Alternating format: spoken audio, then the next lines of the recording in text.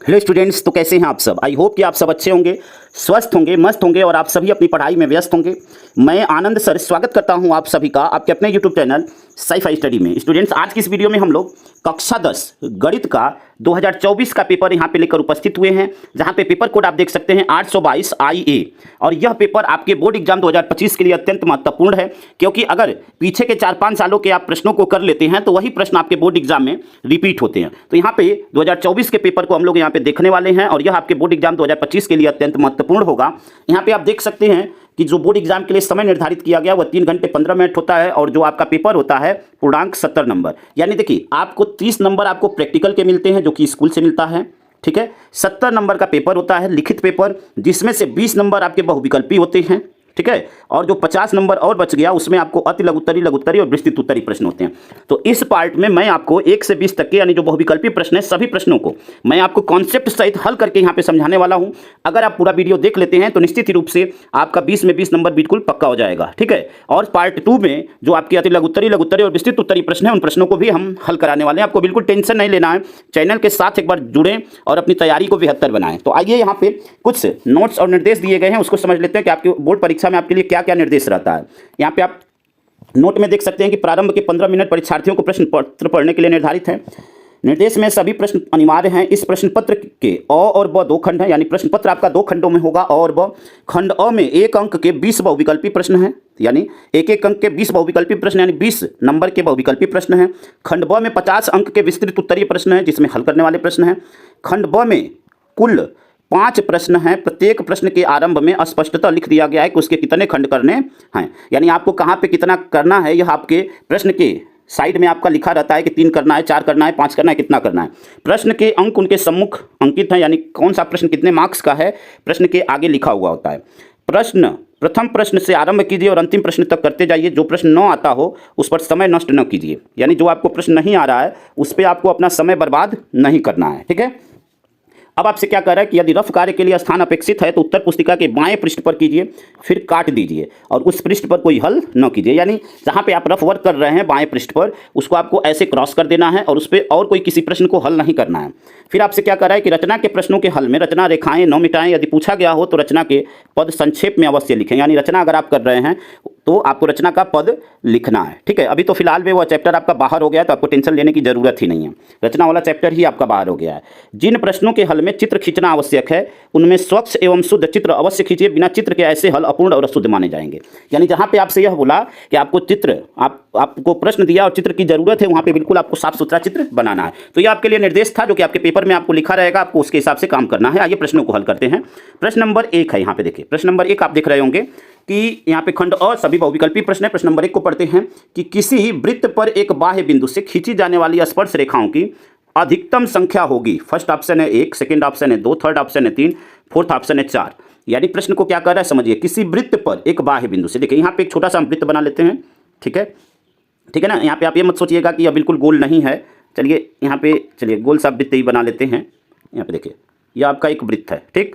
अब देखिए प्रश्न में क्या कह रहा है कि किसी वृत्त पर एक बाह्य बिंदु से खींची जाने वाली स्पर्श रेखाओं की अधिकतम संख्या होगी।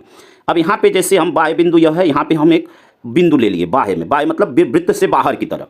अब इससे देखते हैं कि कितनी स्पर्श रेखाएं खींची जा सकती है। तो यहाँ से अगर हम स्पर्श रेखा खींचें यहाँ पे, तो देखिए यहाँ से एक स्पर्श रेखा खींचेंगे तो एक यह हो जाएगी और यहाँ से एक और स्पर्श रेखा खींचेंगे तो यह हो जाएगी। यानी बाह्य बिंदु से अगर आपसे पूछे कि कितनी स्पर्श रेखाएं खींची जा सकती हैं तो यहाँ पे आप देख सकते हैं कि एक स्पर्श रेखा यह हो गई, एक स्पर्श रेखा यह हो गई, यानी टोटल कितनी हो गई, 2 स्पर्श रेखाएं खींची जा सकती हैं। तो यहाँ पे राइट आंसर कौन सा हो जाएगा, ऑप्शन नंबर 2 आपका राइट हो जाएगा, यानी किसी बाह्य बिंदु से 2 स्पर्श रेखाएं अधिकतम खींची जा सकती हैं। अगला प्रश्न है आपका, बिंदु 7,3 की y अक्ष से दूरी होगी। फर्स्ट ऑप्शन है 3, सेकंड ऑप्शन है 7/2, थर्ड ऑप्शन है 7 और फोर्थ ऑप्शन है D, ठीक है। तो अब यहाँ पे देखिए, जब भी आपसे हम आपको पहले भी बता चुके हैं, पीछे के जो पार्ट हैं वहाँ पे बता चुके हैं कि अगर आपसे y अक्ष से दूरी पूछे तो x का जो मान होगा, यहाँ पे देखिए यह जो निर्देशांक लिखे गए हैं, पहला मान x का होता है, दूसरा मान y का होता है, यानी x का मान है 7 और y का मान है 3। तो जब भी y अक्ष से दूरी पूछे तो x का मान लिखना और x अक्ष से दूरी पूछे तो y का मान लिखना, सिंपल आपको बिल्कुल।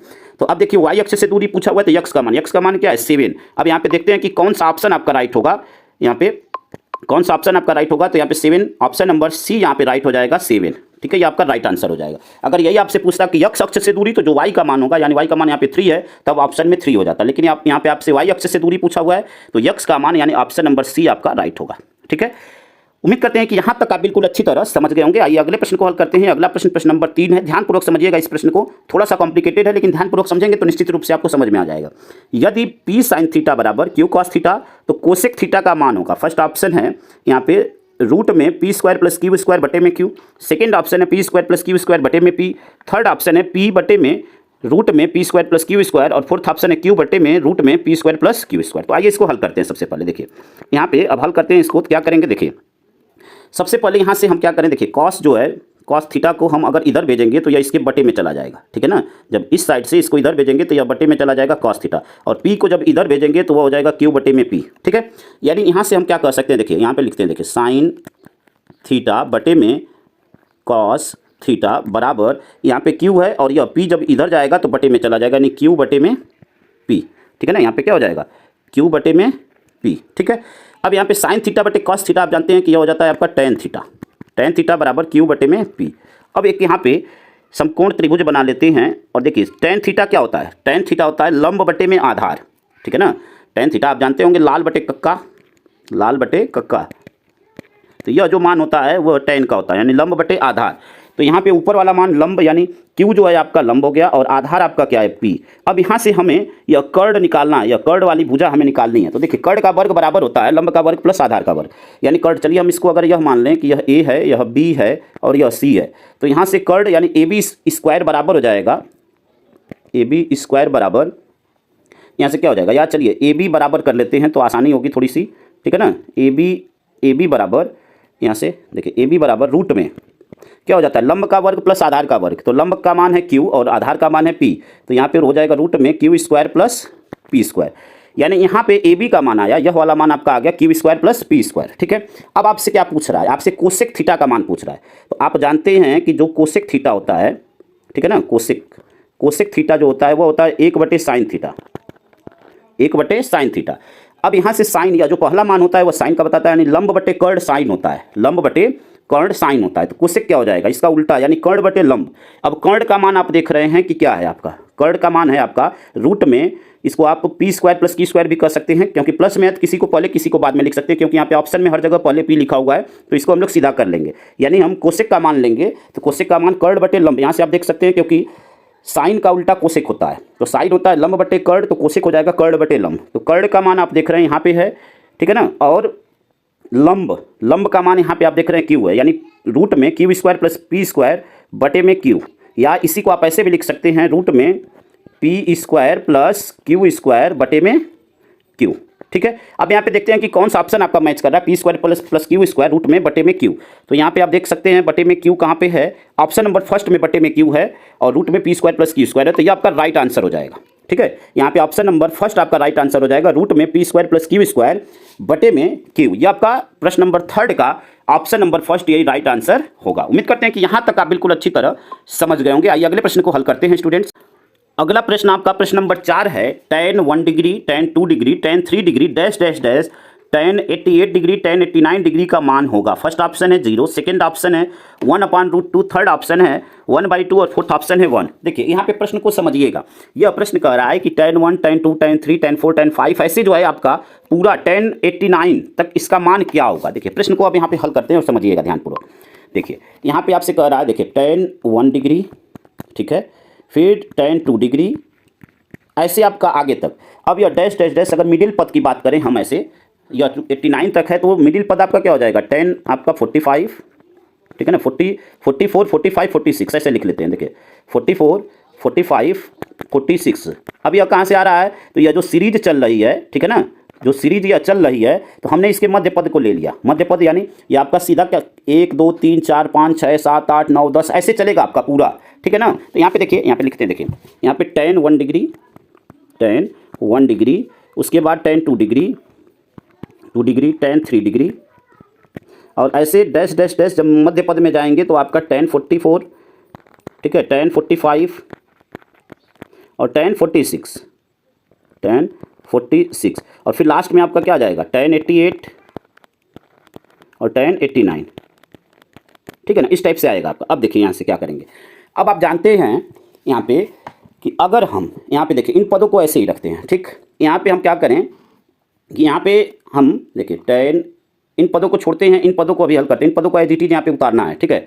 अब देखिए यहाँ पे 44 को हम क्या लिख सकते हैं, tan 44 को हम इसको ऐसे लिख सकते हैं 90 माइनस 44, ठीक है। tan 44 को हम क्या लिख सकते हैं, 90 माइनस थीटा, थीटा का मान यहाँ पे 44 डिग्री है तो 90 माइनस 44, ठीक है। अब देखिए यहाँ पे जब इसको 90 माइनस 44 लिखेंगे तो यह tan 90 माइनस थीटा होता है कॉट थीटा, यानी यह आपका हो जाएगा कॉट 90 माइनस 44, ठीक है ना। तो अब यह क्या हो जाएगा कॉट थीटा, ठीक है। तो यह क्या हो जाएगा आपका, यह आपका हो जाएगा यहाँ पे कॉट 44 डिग्री, ठीक है ना, कॉट 44 डिग्री।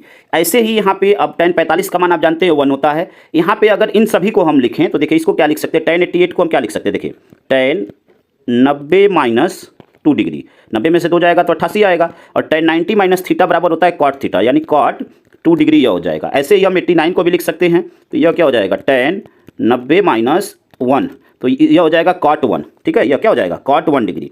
कहने का मतलब क्या हुआ, देखिए जब भी हम इन सभी पदों को यहाँ पे सभी पदों को इस रूप में लिखेंगे तो आप जानते हैं कि जो tan और कॉट, यहाँ पे अगर हम कहें कि यहाँ पे सपोज tan 1 है और इसके गुणे में कॉट 1 है, तो यह दोनों आपस में कट जाएंगे। कैसे कटेंगे, देखिए tan 1 डिग्री गुणे कॉट होता है आपका 1/tan, कॉट होता है 1/tan, tan से tan क्या हो गया, कट गया, तो बचा क्या 1। तो ऐसे ही जब इन सभी पदों को हम लिखेंगे तो सभी एक दूसरे से क्या हो जाएंगे, कट जाएंगे। जैसे यहाँ पे tan 1 है तो यहाँ पे tan, इसको हम लिखेंगे 90 माइनस 1, तो 90 माइनस 1 करेंगे, देखिए tan इस टाइप से tan 90 माइनस 1, तो यह हो जाएगा आपका कॉट 1, ठीक है ना, कॉट 1 हो जाएगा। अब जब कॉट 1 और tan 1 को हम एक साथ लेंगे इस टाइप से tan 1 को, तो यहाँ पे देखिए यही अभी हम करके आपको दिखाए हैं, इस टाइप से सभी कट कर आपके क्या हो जाएंगे 1 हो जाएंगे, यानी यहाँ पे ऑप्शन नंबर आपका क्या हो जाएगा, ऑप्शन नंबर डी हो जाएगा। आई होप कि इस बात को आप अच्छी तरह समझ गए होंगे, ठीक है ना। यहाँ पे ऑप्शन नंबर डी आपका राइट आंसर हो जाएगा। आइए अगले प्रश्न को हल करते हैं। अगला प्रश्न आपका प्रश्न नंबर 5 है, यदि समीकरण 3x² plus 5x minus Q बराबर 0 के मूल बराबर हैं तो क्यू का मान होगा। फर्स्ट ऑप्शन है -25/12, सेकंड ऑप्शन है -25/9, थर्ड ऑप्शन है यहाँ पे 9/25, और फोर्थ ऑप्शन है -12/25। तो देखिए जब भी मूल बराबर होते हैं तो आपका क्या होता है, देखिए यहाँ पे b² माइनस 4ac बराबर होता है 0 के, जब मूल बराबर होते हैं। अब यहाँ से हम लोग a b c का मान इससे हम ज्ञात कर सकते हैं। इसकी तुलना हम करेंगे ax² plus bx plus c से। तो a का मान देखिए यहाँ पे a के स्थान पे क्या है 3 है, तो a बराबर हो जाएगा 3, b बराबर क्या हो जाएगा यहाँ पे देखिए 5, तो b बराबर हो जाएगा 5। उसके बाद c बराबर क्या हो जाएगा, c बराबर माइनस में q, ठीक है। अब इसको हल करते हैं। देखिए b² b का मान क्या है 5, तो 5 का स्क्वायर हो जाएगा 25 माइनस 4 a का मान है 3 और c का मान आपका क्या है माइनस में q बराबर 0। अब यहाँ पे देखिए जब यह माइनस और यह माइनस मिलेगा तो प्लस हो जाएगा, यानी 4 तिहाई 12, ठीक है ना, 12q बराबर 25 को जब इधर पक्षांतर करेंगे तो माइनस में 25 हो जाएगा। q बराबर क्या हो जाएगा, यह 12 कहाँ चला जाएगा बटे में, यानी -25/12, यह आपका q का मान हो जाएगा -25/12। तो यहाँ पे देखते हैं कौन सा ऑप्शन आपका राइट होगा। तो यहाँ पे आप देख रहे हैं -25/12, ऑप्शन नंबर फर्स्ट आपका क्या हो जाएगा, राइट आंसर हो जाएगा, ऑप्शन नंबर फर्स्ट -25/12। आइए अगले प्रश्न को हल करते हैं। अगला प्रश्न नंबर 6 है, समांतर श्रेणी -62 -59 डैश डैश डैश 7, 10 का 11वां पद होगा। फर्स्ट ऑप्शन है -34, सेकंड ऑप्शन है -32, थर्ड ऑप्शन है -30, फोर्थ ऑप्शन है -28, ठीक है। आइए इस प्रश्न को समझते हैं। यहाँ पे देखिए, यहाँ पे अगर हम बात करें प्रथम पद की, ठीक है, इस प्रश्न में प्रथम पद की बात करें तो यह आपका प्रथम पद है, यानी a बराबर हो जाएगा -62, ठीक है। अच्छा, अब d की बात करें यहाँ पे d, तो d बराबर होता है, अगर हम पिछले पद से जस्ट जैसे बाद वाले पद से उसके पीछे वाला पद माइनस कर दें तो हमें d का मान पता चल जाता है, यानी -59 में से जब -62 को माइनस करेंगे तब हमें d आएगा। तो देखिए -59 और यह माइनस और फिर यहाँ पे भी माइनस है, तो माइनस माइनस यह प्लस हो जाएगा और यह 62, तो हमें d का मान क्या मिलेगा, देखिए d का मान हो जाएगा 3, ठीक है ना, 62 में से 59 गया 3, यह d का मान हो गया। 11वां पद का मतलब कि वह n का मान दिया हुआ है, n बराबर 11। अब यहाँ पे हल करते हैं। देखिए a 11 बराबर a plus n-1 into D, यह सूत्र होता है। a का मान आपका क्या दिया हुआ, देखिए a का मान आपका है -62 प्लस n-1, तो 11 में से 1 गया तो हो जाएगा 10, ठीक है ना, 11 में से 1 गया तो क्या हो जाएगा, 11 में से 1 जाएगा तो 10, तो यहाँ पे 10 और गुणे में d का मान क्या है 3, इसको हल कर लेंगे तो -62 प्लस 10 30, ठीक है, 62 में से 30 गया तो क्या हो जाएगा 32, और चिन्ह जो है बड़ी संख्या का, तो बड़ी संख्या यहाँ पे आप देख रहे हैं माइनस में, तो यहाँ पे माइनस लग जाएगा, यानी -32 ये आपका राइट आंसर हो जाएगा। तो यहाँ पे आप देखते हैं कि -32 कौन से ऑप्शन में है, तो ऑप्शन नंबर बी यहाँ पे -32 ये आपका राइट आंसर हो जाएगा। आई होप कि इस प्रश्न को आप अच्छी तरह समझ गए होंगे। आइए अगले प्रश्न को हल करते हैं। अगला प्रश्न आपका प्रश्न नंबर 7 है। यदि पीई यानी यह प्रायिकता दिया हुआ है पीई बराबर 0.05 तो पीई डैश का मान होगा। फर्स्ट ऑप्शन है 0.92, सेकंड ऑप्शन है 0.93, थर्ड ऑप्शन है 0.94 और फोर्थ ऑप्शन है 0.95।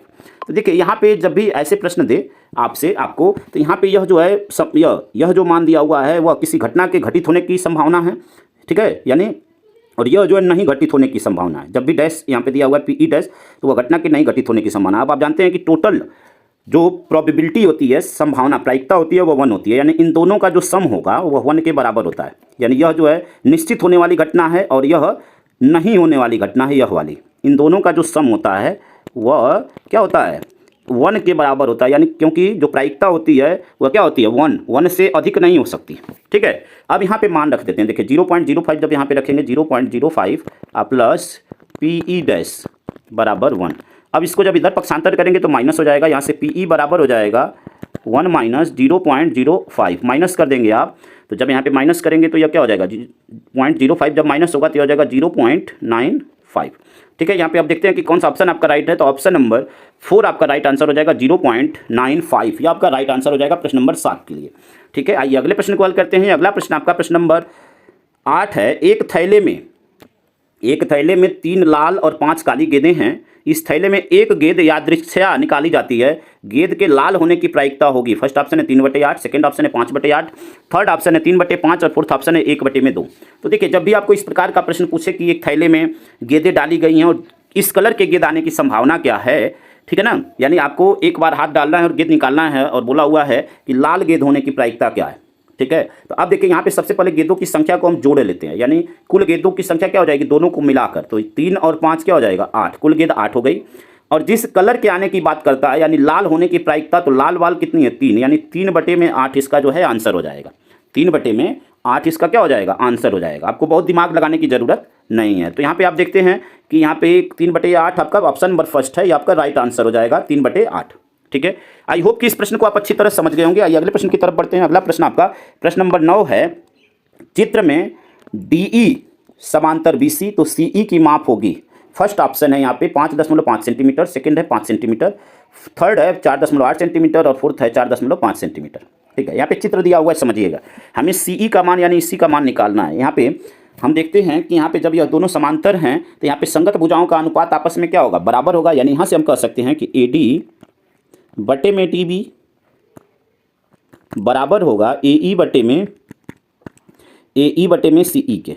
यह संगत भुजाएं हो गई और संगत भुजाओं का अनुपात आपस में बराबर होगा जब इधर वाला यह दोनों संगत और इधर वाले यह दोनों। अब यहाँ पे मान रख देंगे। AD का मान देखिए क्या दिया हुआ है 1.3 दिया हुआ है AD का मान, तो 1.3 बटे में DB का मान है 3.9 बराबर AE का मान है आपका 1.5, तो 1.5 बटे में CE का मान हमें निकालना है। यहाँ से तिरछा गुणा कर देंगे ऐसे और ऐसे, तो देखिए गुणा करेंगे तो क्या हो जाएगा 3.9 गुणे 1.5, तो 3.9 गुणे 1.5 और यह जो 1.3 है वह क्या हो जाएगा बटे में चला जाएगा, यानी 1.3 और यहाँ पे हो जाएगा CE। इसी का मान ज्ञात करना है। यहाँ पे आप देख रहे हैं कि एक स्थान पे दशमलव यहाँ भी है दशमलव हट जाएगा। 13 का 3 में गुणा तो 13 3 39। अब 1.5 में 3 का गुणा करेंगे 15 3 होता है 45 और एक स्थान पे दशमलव लगा देंगे, यानी 4.5 सेंटीमीटर। अब यहाँ पे देखते हैं कि कौन सा ऑप्शन आपका राइट है, तो यहाँ पे ऑप्शन नंबर 4 में आपका आया हुआ है 4.5, यह आपका राइट आंसर हो जाएगा। यह क्या हो जाएगा राइट आंसर हो जाएगा। आई होप कि इस प्रश्न को आप अच्छी तरह समझ गए होंगे। आइए अगले प्रश्न को हल करते हैं। अगला प्रश्न आपका प्रश्न नंबर 10 है। चित्र में त्रिभुज MNL तथा त्रिभुज PQR में कोण M बराबर कोण Q बराबर 70 अंश, MN बराबर 3 सेंटीमीटर, ML बराबर 4.5 सेंटीमीटर, 45 नहीं है यह 4.5 सेंटीमीटर, PQ बराबर 2 सेंटीमीटर, QR बराबर 3 सेंटीमीटर, तो निम्नलिखित में सही होगा। अब यहाँ पे आप चित्र को देख रहे हैं और आपसे पूछ रहा है कि निम्नलिखित में सही होगा। फर्स्ट ऑप्शन है त्रिभुज NML समरूप त्रिभुज QPR, सेकंड ऑप्शन है त्रिभुज NML समरूप त्रिभुज QRP, थर्ड ऑप्शन है त्रिभुज NML समरूप त्रिभुज PQR और फोर्थ ऑप्शन है इनमें से कोई नहीं। देखिए जब भी आपको समरूप का प्रश्न पूछे तो बहुत सावधानीपूर्वक आपको प्रश्न को करना है, नहीं तो प्रश्न आपका गलत हो जाएगा। अब यहाँ पे चित्र को समझिए। देखिए यहाँ पे आपको जो कंडीशन दी गई है कंडीशन को ध्यान रखना है।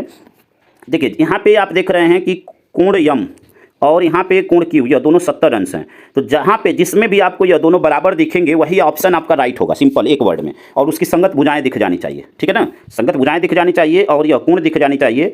अगर यह जहाँ पे यम और क्यू आपके बराबर दिखे वह ऑप्शन आपका राइट हो जाएगा। ऑप्शन की तरफ चलते हैं। त्रिभुज यन यम यल, यानी यम यम यल और क्यू पी आर। अब यहाँ पे देखिए पहले यन है और यहाँ पे पहले क्यू है। क्या यन और क्यू आपस में है बराबर? नहीं बराबर है, तो ये ऑप्शन आपका रॉन्ग हो जाएगा, आगे देखने की जरूरत ही नहीं है। अब यहाँ पे देखिए, यहाँ पे त्रिभुज यन यम यल और त्रिभुज क्यू आर पी, तो यहाँ पे आप देख रहे हैं कि यन और यहाँ पे क्यू, तो यन और क्यू यहाँ पे भी नहीं बराबर है, यह भी रॉन्ग हो जाएगा। अगले ऑप्शन की तरफ चलते हैं, अगला ऑप्शन देखते हैं, ऑप्शन नंबर यहाँ पे सी देखते हैं क्या है। यहाँ पे देखिए यन यम यल त्रिभुज और त्रिभुज पी क्यू आर, ठीक है। अब यहाँ पे समझिए, देखिए यहाँ पे यन और यहाँ पे पी, ठीक है। अच्छा आगे देखते हैं, यहाँ पे यम और यहाँ पे क्यू, तो यहाँ पे देखिए यम और क्यू यह दोनों आपस में क्या हो गए? बराबर हैं, ठीक है ना। और यहाँ पे देखिए, अगर इसको आप त्रिभुज को, अगर इस वाले त्रिभुज को थोड़ा सा आप रोटेट कर दें तो यही चीज़ आपकी बनेगी। देखिए हम रोटेट करके दिखाते हैं आपको, कुछ इस टाइप से पिक्चर बनेगी। यह आपका हो जाएगा क्यू, आपको समझने के लिए आसानी हो जाएगी। यह आपका हो जाएगा आर और यह हो जाएगा पी।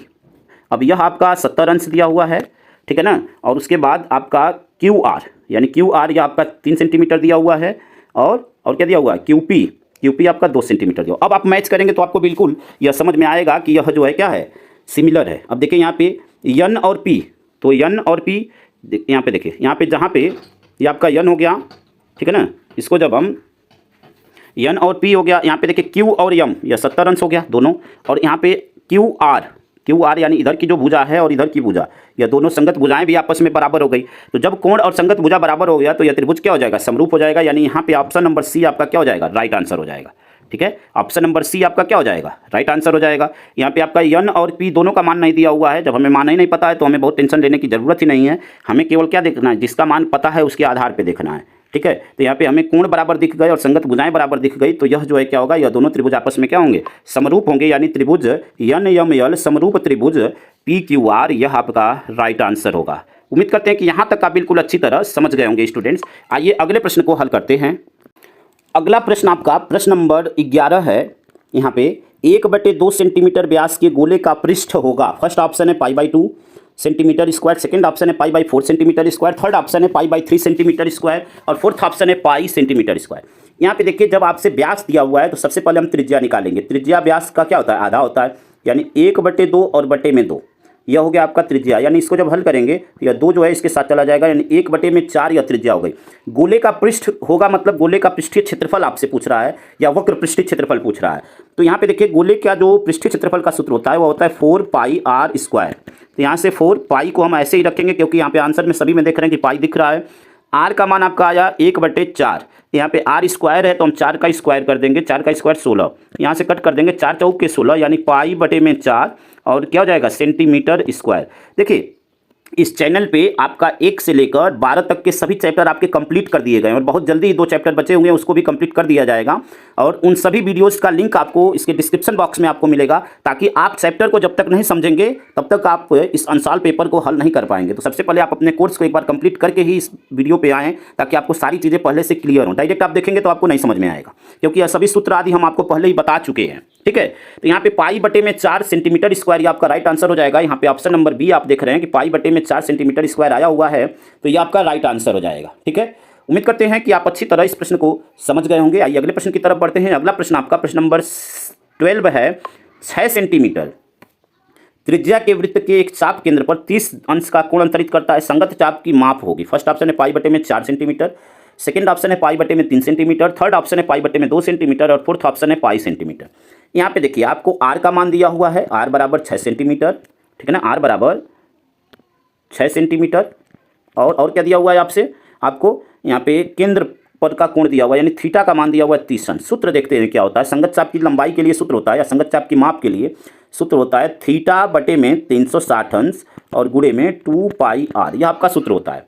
अब यहाँ से मान रखते हैं। देखिए मान रखेंगे तो क्या होगा? थीटा का मान यहाँ पे आप देख रहे हैं कि 30 अंश है, तो यहाँ पे रख देंगे 30 अंश बटे में 360 गुणे में 2 पाई को हम ऐसे ही रखेंगे क्योंकि पाई के रूप में आंसर आया हुआ है और आर का मान है 6। अब यहाँ से कट करते हैं, 0 से 0 कट गया, 3 से इसमें भाग देंगे तो 3 कम 3, 3 दूनी 6, 12 आया। यहाँ पे देख रहे हैं 6 दूनी 12 और 2 से यहाँ पे ये पाई है, 2 से 2 कट गया तो बचा क्या? पाई, ठीक है। पाई सेंटीमीटर तो यहाँ पे आप देखते हैं कि कौन सा ऑप्शन आपका राइट हो जाएगा। तो ऑप्शन नंबर डी आप देख रहे हैं कि ऑप्शन नंबर डी में आपका पाई है, तो ये आपका राइट आंसर हो जाएगा। अब आप सोच रहे होंगे कि ये सूत्र कहाँ से आ रहे हैं, तो आपको अभी फिर से हम एक बार रिपीट करते हैं कि एक बार जो आपका सिलेबस है वहाँ पे सभी वीडियो अपलोड कर दी गई है, उस वीडियो को एक बार जरूर देखें, चैप्टर के इंट्रोडक्शन वीडियो को देखें, ताकि आप प्रॉपर तरीके से इस प्रश्नों को समझ पाएंगे। अन्यथा अगर आप डायरेक्ट इन प्रश्नों को देखेंगे तो आपको समझ में नहीं आएगा। ठीक है, आइए प्रश्न नंबर 12 को हल करते हैं। प्रश्न नंबर 12 है 5 सेंटीमीटर त्रिज्या के एक वृत्त के बिंदु पर खींची गई स्पर्श रेखा पी क्यू केंद्र ओ से जाने वाली एक रेखा से बिंदु क्यू पर मिलती है। यदि ओ क्यू 12 सेंटीमीटर हो तो पी क्यू की माप होगी। अब यहाँ पे समझिए, देखिए यहाँ पे हम एक वृत्त बना लेते हैं और आपको प्रश्न को बेहतर तरीके से समझाने का प्रयास करते हैं। यह आपका एक वृत्त हो गया। अब यहाँ पे देखिए वृत्त में यह वृत्त का केंद्र है, ठीक है ना, जिसका नाम है ओ। केंद्र को ओ से प्रदर्शित करते हैं। अब प्रश्न में बोला हुआ है कि 5 सेंटीमीटर त्रिज्या के वृत्त के बिंदु पर खींची गई स्पर्श रेखा पी क्यू, ठीक है ना, केंद्र ओ से जाने वाली एक रेखा क्यू पर मिलती है। यानी यहाँ पे देखिए कोई बिंदु है जो कि क्यू है और यहाँ पे जो स्पर्श रेखा है यह पी है। अब यहाँ से इसको ऐसे मिलाया जा रहा है, ठीक है, ऐसे ऐसे मिलाया जा रहा है।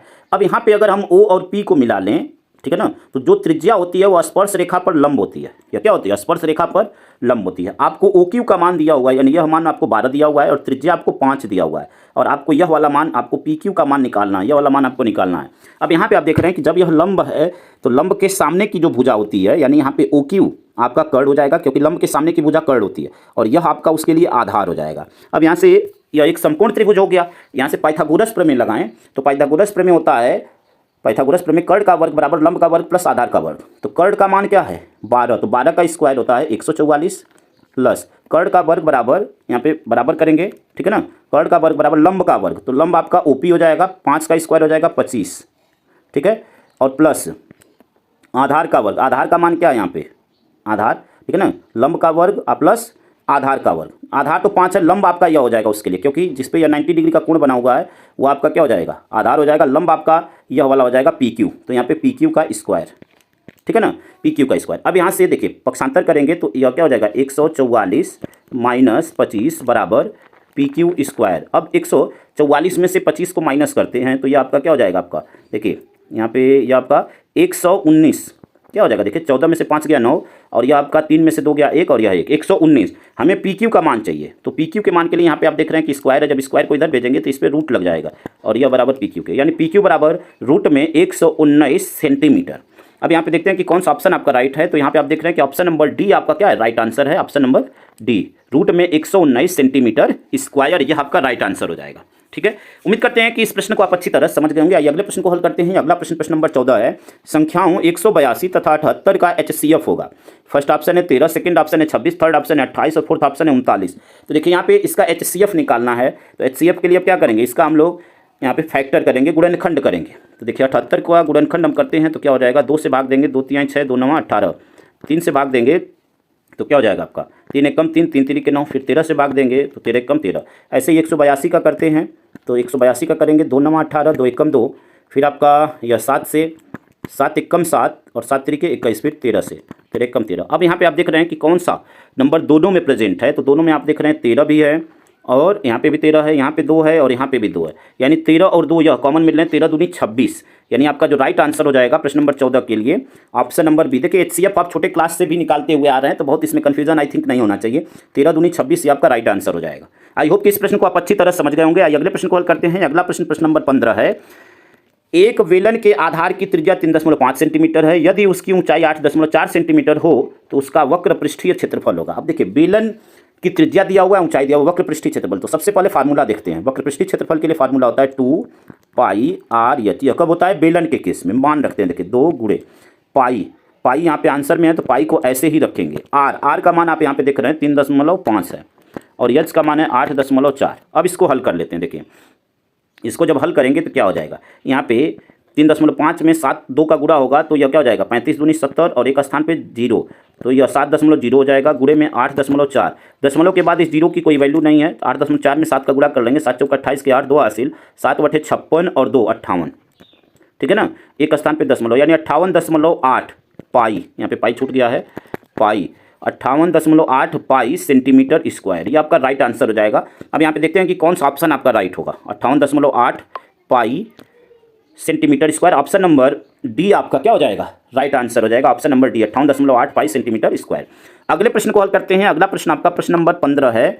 4 सेंटीमीटर त्रिज्या वाले एक वृत्त के त्रिज्यखंड का कोण 60 अंश है, उसका क्षेत्रफल होगा। फर्स्ट ऑप्शन है 6 पाई सेंटीमीटर स्क्वायर, सेकंड ऑप्शन है 8 पाई सेंटीमीटर स्क्वायर, थर्ड ऑप्शन है 8/3 पाई सेंटीमीटर स्क्वायर और फोर्थ ऑप्शन है 3 पाई सेंटीमीटर स्क्वायर। अब यहाँ पे देखिए इसको हल करने के लिए क्या करेंगे, इसके लिए सूत्र होता है थीटा बटे में 360 और गुणे में पाई आर स्क्वायर। यहाँ से मान रखेंगे, थीटा का मान आपका 60 अंश दिया हुआ है, तो यहाँ पे 60 अंश बटे में 360 गुणे में पाई को ऐसे ही रखेंगे, क्योंकि आप जब भी आंसर में आपको पाई दिख रहा है तो आपको पाई का मान नहीं रखना है ना, तो प्रश्न आपका गलत हो जाएगा। यहाँ पे देखिए, अब यहाँ पे क्षेत्रफल, यहाँ पे त्रिज्या का मान 4 है, स्क्वायर है तो 4 का स्क्वायर हो जाएगा 16। यहाँ से हल कर लेते हैं, 0 से 0 कटा, 6 से भाग देंगे 36 में 6 आएगा। अब यहाँ पे देखिए कि 2 तिहाई 6 और 2 अठे 16, यानी 8 पाई बटे में 3, 8 पाई बटे में 3 सेंटीमीटर स्क्वायर, ठीक है ना। 8 पाई बटे में 3 सेंटीमीटर स्क्वायर, यानी यहाँ पे आप देख रहे हैं कि 8/3 पाई सेंटीमीटर स्क्वायर, ये आपका राइट आंसर हो गया, ठीक है ना। 8/3 8 पाई डिवाइड बाई 3, यानी इसको अलग अलग लिख लेंगे तो 8/3 pi centimetre square. Option number C आपका राइट आंसर हो जाएगा प्रश्न नंबर 16 के लिए। अगले प्रश्न को हल करते हैं। अगला प्रश्न आपका प्रश्न नंबर 17 है। x square plus x minus 1, ठीक है ना, द्विघात समीकरण x square plus x minus 1 बराबर 0 का विविधकर होगा। फर्स्ट ऑप्शन है -4, सेकंड ऑप्शन है -5, थर्ड ऑप्शन है 4 और फोर्थ ऑप्शन है 2। अब यहाँ पे देखिए विविधकर आपसे पूछा हुआ है, तो अभी हमने आपसे सूत्र बताया कि d बराबर होता है b square minus 4ac, d यानी विविधकर को d से प्रदर्शित करते हैं। यहाँ से हम a b c का मान निकाल लेंगे, यानी इसकी तुलना हम कर लेंगे ax square plus bx plus c से। तो a के स्थान पे यहाँ पे आप देख रहे हैं गुणांक में कुछ नहीं है तो 1 होता है, यानी a बराबर हो जाएगा 1, b बराबर होता है यहाँ पे गुणांक में कुछ नहीं है तो 1, और c बराबर यहाँ पे क्या है -1 मान रख देंगे। तो b का मान है 1, 1 का स्क्वायर 1 ही रहेगा, -4 a का मान भी है 1 और c का मान है -1। यह माइनस और यह माइनस मिलकर हो जाता है प्लस, यानी 1 प्लस और यह क्या हो जाएगा 4 और 1 5, यानी आपका 5 जो होगा वो आपका क्या हो जाएगा, राइट आंसर हो जाएगा, ठीक है ना। 5 जो है क्या हो जाएगा आपका राइट आंसर हो जाएगा। तो अब यहाँ पे देखते हैं कि कौन सा ऑप्शन आपका राइट होगा। यहाँ पे ऑप्शन नंबर 5 आपका नहीं आया हुआ है, तो ये आपका आंसर में थोड़ा सा मिस्टेक किया हुआ है, ये आपका राइट आंसर होगा। यह प्लस में 5 रहेगा, क्योंकि माइनस में नहीं आएगा, इसकी वैल्यू जब माइनस में है सी की तो माइनस माइनस मिलकर प्लस हो जाता है। तो यहाँ पे जो आंसर होगा वो 5 होगा, माइनस में 5 नहीं होगा, ठीक है ना। तो ऑप्शन नंबर आपका हो जाएगा यहाँ पे क्या हो जाएगा, ऑप्शन नंबर बी आपका राइट होगा। यहाँ पे माइनस में ना आकर यह केवल 5 आएगा प्लस में, ठीक है ना। इसको करेक्ट कर लीजिएगा, ऑप्शन नंबर बी आपका राइट हो जाएगा। अगले प्रश्न की तरफ बढ़ते हैं। अगला प्रश्न प्रश्न नंबर 18 है। प्रश्न नंबर 18 आपका है द्विघात समीकरण 1 - 4x प्लस 4x स्क्वायर बराबर 0 के मूलों का योगफल होगा, ठीक है ना। अभी देखिए इसको हम सीधा कर लेंगे। हमेशा जो समीकरण लिखते हैं बड़े घात से छोटे घात की तरफ लिखते हैं, यानी 4x स्क्वायर माइनस 4x और प्लस 1 बराबर 0, यह आपका सीधा रूप हो गया द्विघात समीकरण का। अब यहाँ से हम क्या करेंगे, यहाँ से पहले a b c का मान ज्ञात कर लेते हैं, ठीक है ना। तो यहाँ पे देखिए इसकी तुलना हम करेंगे ax square plus bx plus c बराबर 0 से। तो इससे जब तुलना करेंगे तो क्या हमें मिलेगा, a के स्थान पे आप देख रहे हैं कि यहाँ पे 4 है, यहाँ पे देखिए a के स्थान पे 4, b के स्थान पे भी क्या है -4 है, तो b बराबर -4। हमें इन्हीं दोनों मानों की ज़रूरत है, c की ज़रूरत भी नहीं है। तो मूलों का योगफल जो होता है, ठीक है ना, मूलों का योगफल यानी एक योगफल बराबर हो जाता है -b बटे में a। अब b का मान देखिए यहाँ पे -4 है और यहाँ पे सूत्र में भी माइनस है, तो माइनस माइनस मिलकर हो जाता है प्लस, यानी 4 बटे में a का मान आपका है 4, यानी 4 बटे में 4 भाग दे देंगे 1, यानी मूलों का जो योगफल आएगा, योगफल आपका क्या हो जाएगा 1 हो जाएगा। अब यहाँ पे देखते हैं कि कौन सा ऑप्शन आपका राइट होगा। तो ऑप्शन नंबर सी आप देख रहे हैं, यहाँ पे 1 आया हुआ है, तो ऑप्शन नंबर सी आपका राइट आंसर हो जाएगा, option number C. I hope कि यहाँ तक आप बिल्कुल अच्छी तरह समझ गए होंगे। आइए अगले प्रश्न को हल करते हैं। अगला प्रश्न आपका प्रश्न नंबर 19 है। निम्नलिखित सारणी से माध्य होगा, माध्य या समांतर माध्य, बात एक ही होती है। आपको यहाँ पे सारणी दी गई है, ठीक है ना। फर्स्ट ऑप्शन है 24.62, सेकंड ऑप्शन है 26.66, थर्ड ऑप्शन है 28.64 और फोर्थ ऑप्शन है 30.50, ठीक है ना। आपको समांतर माध्य निकालना है। तो देखिए जब भी आपको इस प्रकार का डाटा दे तो सबसे पहले आप वर्ग अंतराल यह लिखेंगे, ठीक है ना, यानी ऐसे कॉलम बना लेंगे आप। तो यहाँ पे वर्ग अंतराल आपको दिया हुआ है 0,10, फिर दिया हुआ है 10,20। देखिए वीडियो थोड़ी सी लंबी हो सकती है, लेकिन इस बात की गारंटी है कि आपको सभी प्रश्न समझ में आएंगे। और अगर आप बहुविकल्पी प्रश्न पे अपना कमांड कर लेते हैं और थोड़ा सा आप जो हल करने वाले प्रश्न है उस पर ध्यान दे देते हैं, तो आपको 90% पाने से कोई नहीं रोक सकता, क्योंकि यह आपका ऐसा प्रश्न है जिसमें आप 1 नंबर आपके कन्फर्म ही हैं। यह बारंबारता वाली लाइन है जहाँ पे 4, 7, 5, 8 और 6 दिया हुआ है। यहाँ पे देखिए हम मध्यमान निकालते हैं, मध्यमान मध्यमान का मतलब कि इन दोनों को जोड़कर 2 से भाग देना। 10 और 0 10 होगा, यहाँ पे मध्यमान आ जाएगा 5। 20 और 10 30, 30 का आधा हो जाएगा 15। 30 20 50, 50 का आधा 25, ठीक है ना। 40 30 70, 70 का आधा 35 और 50 40 90, 90 का आधा 45। अब यहाँ पे हम लोग देखिए, इसको हम लोग कहते हैं यफ आई, बारंबारता वाले को, और इसको कहते हैं यक्स आई। अब इन दोनों का गुणा करके इसमें लिखते हैं, यफ आई यक्स आई का मान इसमें लिखते हैं। तो देखिए दोनों का गुणा करेंगे तो 5 चौके 20, यहाँ पे 20 हो जाएगा। 15 सत्ते 105 या 105 हो जाएगा। 25 पचे 125 या 125 हो जाएगा। अब 35 में 8 का, तो 8 पचे 40, 0 4 हासिल, 8 3 के 24 और 4 28, 280 हो जाएगा। और यहाँ पे 6 से जब 45 पे गुणा करेंगे, 6 पचे 30, 3 हासिल, 6 चौके 24 और 3 27, 270 यह हो जाएगा। अब इन सभी को जोड़ देंगे, यानी 20 105 125 280 और 270, इन सभी को जोड़ते हैं। देखिए जोड़ेंगे तो क्या हो जाएगा, यहाँ पे देखिए 0 5 5 10, ठीक है ना, 10 के 0 हासिल आया 1। यहाँ पे देखिए 2 2 4 8 4 12, 12 और 7, 12 7 19 और यह एक 20, तो यहाँ पे हो जाएगा 0। यहाँ पे देखिए, यहाँ पे अब आपका क्या बचा, यहाँ पे देखिए 1 1 2 2 4 2 6 6 और 2 8, यानी 800 यह हो गया, ठीक है ना। यहाँ पे देखिए अब यह जो मध्यमान आया हुआ, यहाँ पे यह फाई का मान, यह वाला मान आपको ऐड करना है, तो इसको ऐड करते हैं। देखिए 7 और 4 11, यहाँ पे देखिए 7 और 4 11, 11 और 5 11 और 5 5 1 6 16 16 8 24 24 और 6 30, यानी यह आपका आ गया यफ आई का मान 30 और यफ आई एक्स आई आपका 800। तो आपका सूत्र होता है यफ आई एक्स आई बटे में यफ आई। देखिए अब इसको हम डिलीट करके लिख रहे हैं क्योंकि स्पेस नहीं है। देखिए यहाँ पे आपका यफ आई एक्स आई आया था, यफ आई एक्स आई, और बटे में होता है आपका यफ आई। तो यहाँ पे यह आया था 800 और यह आया था आपका 30। यहाँ पे भाग दे देते हैं, 0 0 कट गया। देखिए 3 दूनी 6, 8 में से 6 गया 2 20, 3 छाक 18, ठीक है ना। फिर 2, अब दशमलव लगाएंगे, फिर 3 छाक 18, फिर 2 20, 3 छाक 18, ऐसे ही आगे तक जाएगा, यानी 26.66 26.66। अब यहाँ पे देखते हैं कि कौन सा ऑप्शन आपका राइट है। तो ऑप्शन नंबर बी में आप देख रहे हैं 26.66 आया हुआ है, तो ये आपका राइट आंसर हो जाएगा 26.66। आई होप कि यहाँ तक आप बिल्कुल अच्छी तरह समझ गए होंगे। आइए अगले प्रश्न को देखते हैं। अगला प्रश्न आपका प्रश्न नंबर 20 है। निम्नलिखित सारणी का माध्यक वर्ग होगा। फर्स्ट ऑप्शन है यहाँ पे, फर्स्ट ऑप्शन यहाँ पे सारणी आप देख रहे हैं, सारणी को नहीं पढ़ेंगे, यहाँ पे सीधा आपको हल करना से बताते हैं। फर्स्ट ऑप्शन है 10, 20 20 30 30 40 और 40 50। देखिए माध्यक वर्ग यानी मध्य वर्ग आपसे पूछ रहा है, बीच वाला वर्ग आपसे पूछ रहा है, वर्ग अंतराल में बीच वाला। देखिए 1 2 3 तीसरे नंबर पे इधर से यह भी आया, 1 2 3 तीसरे नंबर पे यही आ रहा है, यानी दोनों साइड से अगर हम कहें कि बीच वाला पद कौन सा है, तो आप कहेंगे 20 30, यह मध्य पद हो जाएगा और यही आपका क्या हो जाएगा, राइट आंसर हो जाएगा। ऑप्शन नंबर बी में आप 20 30 देख रहे हैं, तो आपका राइट आंसर हो जाएगा। ठीक है, तो आई होप कि आप सभी प्रश्नों को अच्छी तरह समझ गए होंगे। देखिए वीडियो थोड़ा सा लंबा हो सकता है, लेकिन इस बात की गारंटी है कि मैंने आपको 20 प्रश्न को बिल्कुल हल सहित आपको बताया। अब आप सोचेंगे क्या एग्जाम में भी इतना टाइम लगेगा, तो एग्जाम में आपको समझाना नहीं रहेगा, आप सीधा कैलकुलेट करेंगे और फटाक से आंसर पे टिक करेंगे। ठीक है ना, आपको वो एमआर सीट मिलेगी, वहाँ पे फिल करना होता है। ठीक है, तो वहाँ पे आपको इतना टाइम नहीं लगेगा। अगर लग भी गया आपका, अगर मान लीजिए 20-25 मिनट 30 मिनट, तो आपको टेंशन लेने की जरूरत नहीं है, आप आराम से करिएगा। 40 मिनट समय ले लीजिए, कोई दिक्कत नहीं है, लेकिन आपका प्रश्न सही होना चाहिए। अगर आप यह 20 नंबर आप ले लेते हैं, तो आप समझिए कि आप थोड़ा सा और मेहनत कर देंगे तो आपको 90 नंबर पाने से कोई नहीं रोक सकता। क्यों, यह समझिए। देखिए 20 नंबर अगर आप पूरा यह सही कर देते हैं, 30 नंबर आपको स्कूल से मिल जाएगा, 50 नंबर तो आपका ऐसे ही हो जाएगा। अब बचा 50 नंबर, जिसमें आपके लघुत्तरी प्रश्न होते हैं, बहुत आसान प्रश्न होते हैं। लघुत्तरी और अति लघुत्तरी बहुत आसान होते हैं। जो दीर्घ उत्तरी प्रश्न होते हैं, एक आध दो थोड़ा सा बड़े होते हैं। तो अगर मान लीजिए इस 50 में अगर आप 40 भी ले लेते हैं, मान लेते हैं कि कहीं पे थोड़ा बहुत त्रुटियां हुई, तब भी आप 50 और 40 आप 90% मार्क्स आसानी से गेन कर सकते हैं। 90% आप आसानी से गेन कर सकते हैं। इसलिए बहुविकल्पी पे आप अपना पूरा कमांड रखिए। ठीक है, तो उम्मीद करते हैं स्टूडेंट्स की सभी प्रश्न आपको अच्छी तरह समझ में आए होंगे। और देखिए इस चैनल पे चैप्टर 12 तक, यानी 1 से लेकर 1 से 12 तक सभी चैप्टर आपके कंप्लीट कर दिए गए। 2 चैप्टर बचे हुए हैं, एक सांख्यिकी और एक प्रायिकता, और बहुत जल्दी ही उसकी भी वीडियो आपको अपलोड होने वाली है, मिलने वाली है। क्रमशः आपको थोड़ा सा समय लगेगा, इधर फेस्टिवल टाइम था, इस वजह से थोड़ी व्यस्तता थी, और फिर से आपको लगातार वीडियो मिलने लगेगा। ठीक है ना, यानी 10 से 12 दिन में आपका प्रयास किया जाएगा कि वह खत्म हो जाए, और प्रत्येक दिन आपको ऐसे वीडियो मिल रही है।